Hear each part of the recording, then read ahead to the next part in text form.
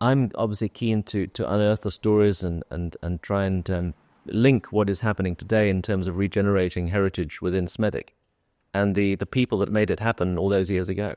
And I think there's a tremendous pride within Smethwick as to what their forebears achieved and putting this part of the country on the map. And there's a tremendous industrial heritage in Smethwick with the railways and the canals, particularly the canals with the Thomas Telford New Line Canal cutting through and Galton Bridge and Thomas Telford's the aqueduct. Their influence spread completely across the Black Country. I honestly believe if it was looked at in detail, they had more influence on the Black Country than probably any other single company.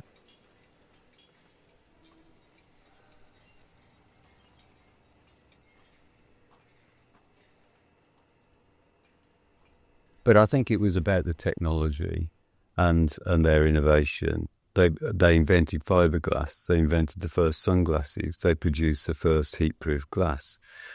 They were absolutely revolutionary in their designs. The number of patents they submitted. It's just such an amazing industrial heritage. The gentlemen of Chance Brothers, if I may use that phrase, they were very concerned for their fellow human beings, whether it be employees, family, the community. Perhaps the greatest legacy or the greatest achievement beyond the lenses and the lighthouses and the glass and the developments in glassware was actually the relationship between the employers and the employees.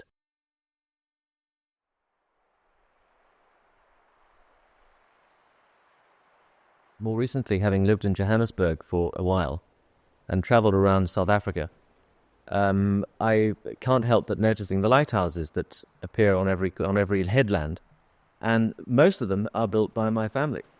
I was in Cape Town and went up to the lighthouse keeper at a place called Slunkop, which is Snake's Head in Afrikaans. Spectacular lighthouse, about 100 feet high, right on the cliff overlooking the Atlantic Ocean. I said, I don't suppose you know who built this lighthouse, do you? Knowing, of course, who had. And he said, yes, of course, it was Chance Brothers of Birmingham. And the lighthouse works was massive. It was beautiful work to see what they did in brass, all the gearing and all that for lighthouses. And the head itself, the lens, the optic, used to float on a bath of mercury so that it turned easily. You know, one of the tremendous things about the business is that it was the first company to industrialize lighthouse manufacture, from soup to nuts, as they say. You know, they made the glass, they cast the glass, they polished the glass, they made the lamps, they made the burners, they erected the lighthouses on site, they disassembled it, put it into boxes and shipped it across the world and, commissioned them on site. 2/3 down on the left-hand side, as you went in the main doors, massive doors. You'd have brought the space shuttle in through them now. There was this lighthouse, and I used to see it in stages, make a point of going to see it. Now, the lighthouse was a lovely, very old building. I'm talking the glass part, the part what goes round the mechanisms. Now, they was assembled on a big platform, and I can see these lanterns, I only saw a lantern at a time, on all its mechanism. Nothing was ever made outside of Chance Brothers. All the machines were made internally. The framework for them, the boulder shop where I worked, the blacksmith shop, was made, and then the millwrights fitted it in the machine shop, and the electrician. We made all the machines, including the glass rolling machines and things like that. Produced all the cages for the lenses, so all the brasswork, all the clockwork mechanisms they produced. They produced not only lighthouse lenses, but marker buoys that float in the water, these huge buoys that you see in the water with a flashing lens at the top. They produced the whole thing. And when you, as I did, walked among them whilst they were being constructed, and they would be towering above your head, some 20 feet above your head, and rotating with a light inside them, it was like fairyland. The lighthouse works at Chance Brothers made no profit for at least 20 years. later on, they managed to eke a bit out of it. After 5 years, you'd have to think to yourself, well, we're getting a lot of sand in here, and there's a lot of expertise, and we're paying some really very serious scientists and mathematicians, physicists.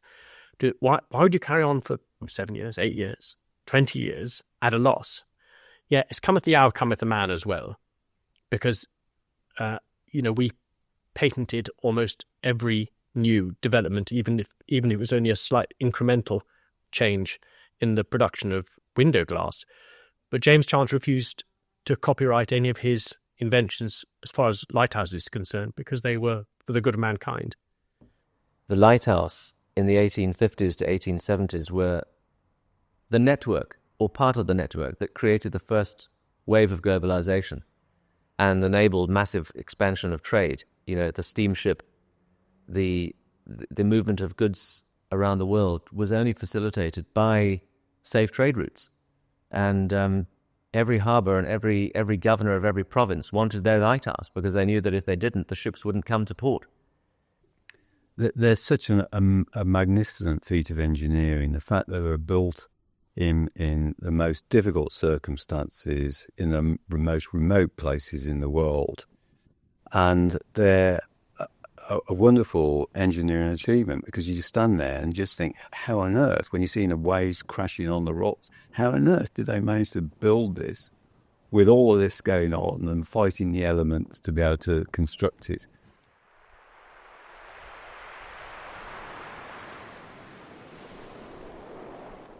As I were a-walking one day out the bill, I spied a young maiden come down Barrow Hill. I said, are you willing a shilling to earn? Can't think what you means, lad, but I'm willing to learn.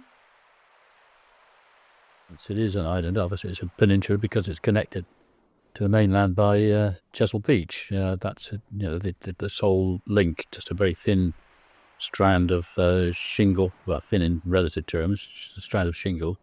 So until the first bridge was built at Ferry Bridge, where there used to be a rope-hauled ferry linking Portland with Weymouth, until that was built in 1839, it was a true island community. There's no question about it, and developed its own ways, own customs, and its own folklore and everything, and own pride too. But the island is, I think you wouldn't talk to anybody who wouldn't agree that you either love it or hate it. There's nothing in between, and I'm one of the love-its. Well, the sea has shaped Portland, and it shaped the character of Portland. There's no question about it. I mean, traditionally the three main industries were quarrying, farming and fishing, of course. But there were a lot of mariners on Portland of all types. But the sea, I mentioned the tranquil state of Chesil Cove and the storms. Got to have respect for the sea. You've got to respect it, because I've seen it in all states. I've seen it when it's flat calm. I've seen it when it's a maelstrom. Yeah, you've got to respect it. You can, if you take the mick of it, it will just swallow you up. The water, the tides, when they move over, when the water flows over these underwater ledges, boil up to the surface and create enormous turbulence, which is the famous or infamous Portland race. And that has always been a real hazard for shipping. In days of sail, I mean, the number of ships lost there was legion. We'll never know how many vessels came to grief there. You get accounts, I've read accounts of ships being seen in the race, and they'd been, in the words of one account, they're swallowed up. They're there at the bottom somewhere. But it's a very, very treacherous piece of coastline. A lot of mariners still regard it as one of the most dangerous pieces of water around the country. So you've got to respect it. And that's true of locals as well. At the moment, locals, every time there's a storm come through, they go headlong down to Chesil Cove to take photographs and things, which I understand, because a lot of them are not used to that sort of thing. So when a huge storm comes in, they want to see the waves. They want to get close to the waves. Of course, they're putting themselves in danger. They don't need to do that. They haven't got any respect for the sea. They think they can, it's only a bit of water, a bit of spray.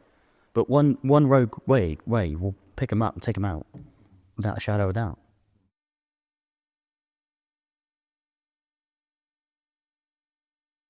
The current 1906 one, 1905, 6, was that replaced the two rebuilt upper and lower lighthouses.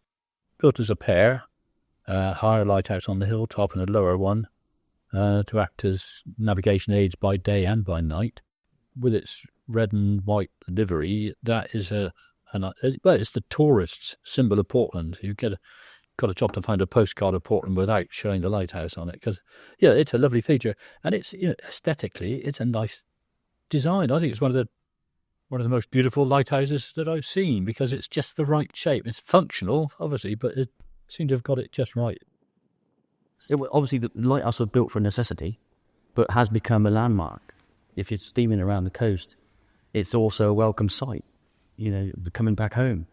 You're rounding the bill and you see the lighthouse, the 4 beams of halogen heated flowing around, and it's a welcome sight, particularly when you're over the horizon, because you can still see those 4 beams when you're over the horizon. You don't see the light, but you see the beams. I live at the old Higher Lighthouse, Portland Bill, Dorset. I've been here since 1981. My partner and I bought it totally derelict. No glass in the windows, chimneys down, no roofs, water coming in every room. So we worked hard to get it where it is, and now it's time for me to sit back. Well, obviously it was a lighthouse until 1906, when it got superseded by the red and white one, which is now operative. It had several rebuilds in its history. In 1716, it was a wooden tower with a coal-fired beacon. Then in 1759, it was built, and the very first lighthouse anywhere in the world to have argand lamps.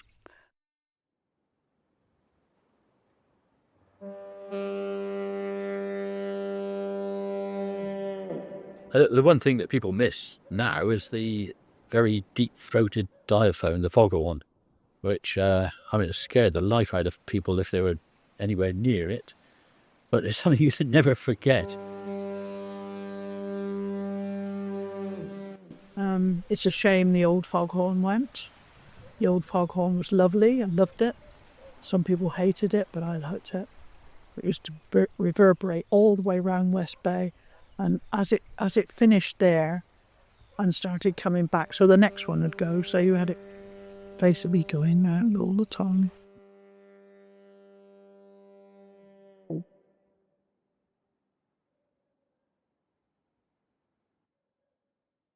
It was a strict regime of everything, especially at the top there, had to be pristine clean, because you were the sentinels of the sea, the sentinels of the coast. You were looking after the mariner. That's where we're here, is looking for the safety of the seaman out there or the mariner. No matter what nationality, creed or religion, you were looking after them. This one is reputedly that every prism on that has got to be made by hand, because each lens is made to that particular lighthouse, for that particular lighthouse. It's there's no 2 lenses the same. Grinding those, you can't just make a mould and pour molten glass in and get a Fresnel lens. It doesn't work like that. They are ground and ground and ground and ground with emery boards, and providing a lot of employment to the local women in I presume in Smethwick. These things were effectively handmade. You look at them now, and the accuracy of the circles, the completeness, the perfectness of the circles and the angles of the lens. You think, well, yeah, sure, it's carved out by a robot and a machine and an algorithm and a silicon chip. They look as though they've come off the production line of a high-tech factory. They were handmade, they were hand-blown, they were hand-produced, polished for thousands of hours to be absolutely perfect.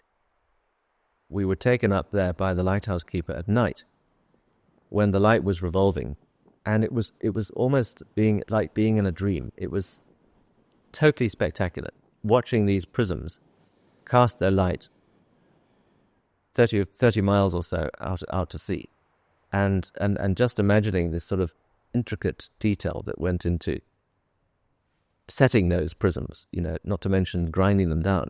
And it's a work of art. It's no question about it. They are beautiful, beautiful objects. It had been transported down here, probably by rail, by Chance Brothers, and assembled by Chance Brothers here. So it'll be interesting when they actually dismantle this one at the end of 2019, to see how it actually comes down, whether it does go outside or whether it comes down the stairs. But they are a sight to behold when you see one, especially when you see them at ground level and you're standing next to them. I've been close enough to see that they do look like something out of Narnia or Harry Potter, the way that they glint and shine and distort. I'm amazed they've lasted so long, aren't you? Some of the earlier ones, they're over 100 years old and still working.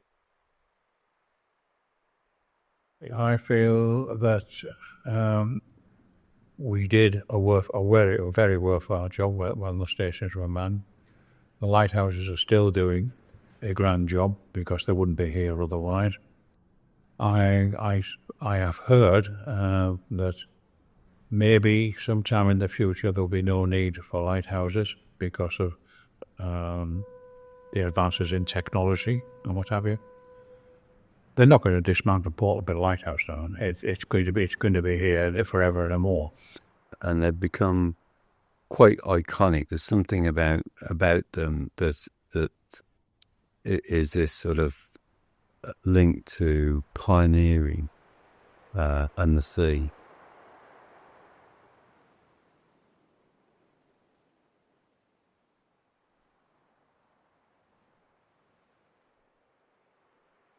If you have available to you in your possession a scientific instrument of such beauty that it stops your breath in your throat, would you rather that it was 150 feet up in the air and unseeable, or would you like to be able to get up so close that you can actually inspect it? So if they're able still to provide maritime safety by using LEDs and have these lenses down on the ground for people to see, well, more power to our elbow.